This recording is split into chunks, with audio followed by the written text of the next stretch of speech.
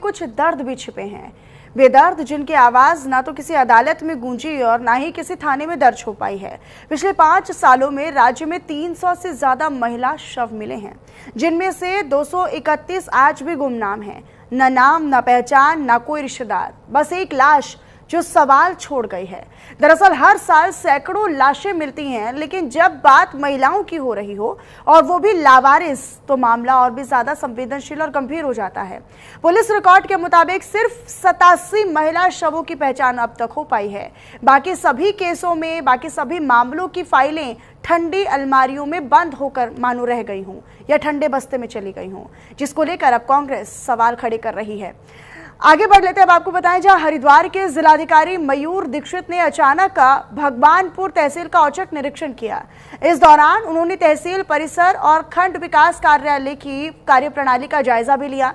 निरीक्षण के दौरान कर्मचारियों की उपस्थिति की जांच की गई और उसके लिए बाकायदा बायोमेट्रिक मशीन की भी पड़ताल की गई कि वो सही तरीके से सुचारू है या नहीं है, चल रही है या नहीं चल रही। जिलाधिकारी ने तहसील में लंबित फाइलों और कोर्ट में लंबित मामलों की समीक्षा की और समीक्षा करते हुए संबंधित अधिकारियों को आवश्यक दिशा निर्देश भी पारित किए। उन्होंने स्पष्ट कहा कि कार्य में किसी प्रकार की कोई कोताही या लापरवाही बर्दाश्त नहीं होगी।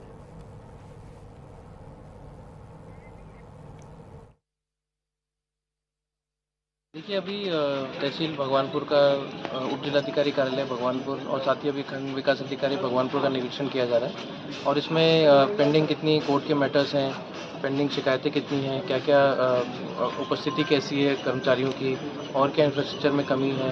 जैसे यहाँ पर तहसील शिफ्ट भी होनी है तो उस क्रम में यहाँ पर क्या व्यवस्थाएं हैं, आगे कैसे को शिफ्टिंग करेंगे और अब जो बारिश का सीज़न चल रहा है तो कहाँ से अधिक शिकायतें आ रही हैं जल भराव की। तो इस क्रम में आज समीक्षा की जा रही है, बैठक की जा रही है और निश्चित तौर पे आगे और कैसे हम बेहतर सुविधाएं कर सकते हैं उसको आज डिसाइड किया जाएगा।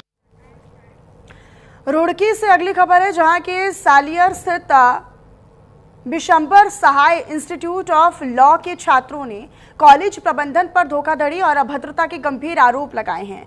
दरअसल आपको ये बताएं कि छात्रों का कहना है कि एलएलबी में दाखिला तो ले लिया गया, लेकिन यूनिवर्सिटी ने मान्यता न होने की जानकारी इनसे छिपाई थी।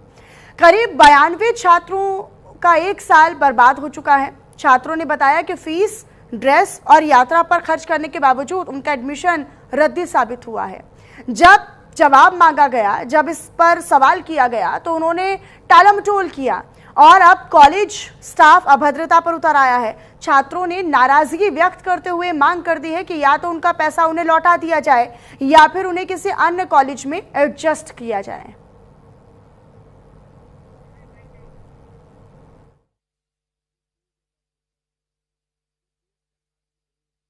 रुड़की हमने एडमिशन लिया था और एडमिशन लेने के बाद इन्होंने कुछ टाइम इन्होंने कच्चे पेपर तो करा दिए थे, इंस्टेंट नहीं कराए। हमने इनसे बार बार पूछा भाई पेपर का, कभी कहते रहे होली के बाद, कभी कहते रहे दिवाली के बाद। पेपर हो नहीं पाए, किसी वजह से यूनिवर्सिटी में इनके साथ प्रॉब्लम चल रही थी, उसके बाद पेपर नहीं हो पाए।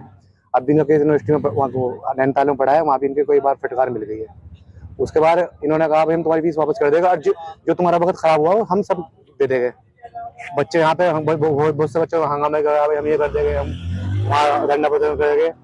जिस टाइम एडमिशन लिया था हमारे फर्स्ट और सेकंड एग्जाम करा दिए थे और जब फाइनल एग्जाम हुए तो बोला इन्होंने फीस जमा कर दो, हमने फीस कर दिया। फिर बोला इन्होंने, हमने बोला इन्हें कि कब एग्जाम हो गए, इन्होंने कहा 2-4 दिन में हम बता देंगे। फिर हमने दोबारा फिर पूछा, फिर इन्होंने कहा अभी कुछ नहीं पता लगा, यानी कि आप कर दिया। फिर इन्होंने 1 महीने का टाइम दिया, फिर हमने उसे भी 1 महीने का टाइम होने के बाद फिर पूछा, इन्होंने कह दिया अब ऐसे केस हो चला। इन्होंने 6 महीने में स्टूडेंट्स का बाने अभी अभद्र व्यवहार भी किया है। हाँ, ये जो है दांव पे है, साल खराब हो गया।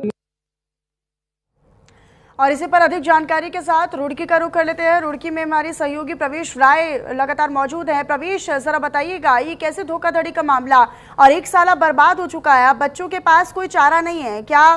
कॉलेज प्रबंधन या यूनिवर्सिटी प्रबंधन सुनने को तैयार नहीं है क्या?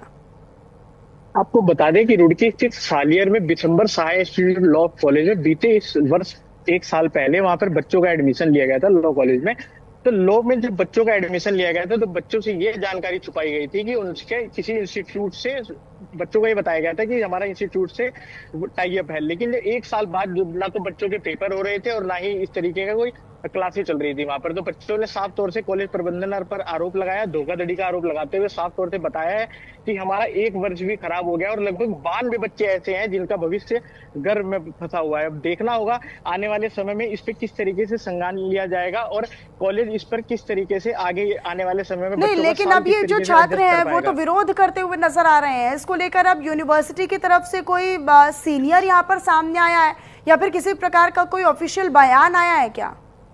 आपको बता दें कि जब इस मामले में जब बच्चों ने वहां पे धोखाधड़ी करी तो जब पत्रकारों द्वारा वहां पे जो कॉलेज का एडमिनिस्ट्रेशन था, कॉलेज का प्रबंधन था, उनसे बात करने की काफी प्रयास किया गया, लेकिन जो वहां के अंदर का गेट था वो लोग नहीं खोल रहे थे और उन्होंने साफ तौर से मना कर दिया कि हमें इस मुद्दे पर कोई बात नहीं करनी है।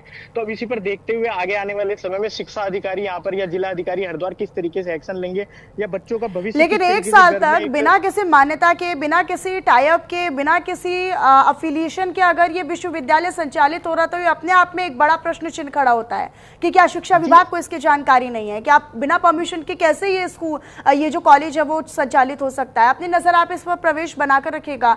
शुक्रिया बहरहाल आपका इस तमाम जानकारी को साझा करने के लिए। और फिलहाल इन्हीं तमाम खबरों के साथ इस बुलेटिन में भी इतना ही। आप बने रहिएगा न्यूज इंडिया के साथ। नमस्कार।